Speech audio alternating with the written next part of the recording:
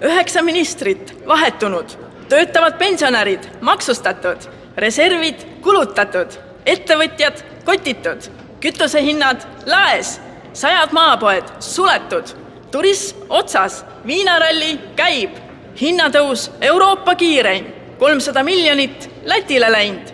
Ainukesed asjad, mis Keskerakonna valitsuse ajal on kasvanud, on hinnad, aktsiisid, alkoholitarbimine ja pinged ühiskonnas.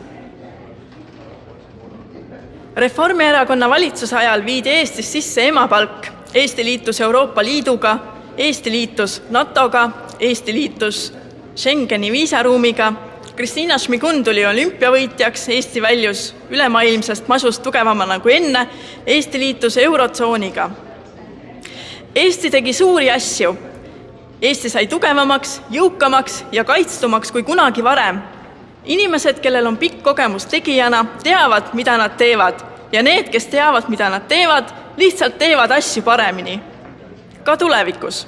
Vali Reformierakond, vali parem, mitte keskpärane tulevik.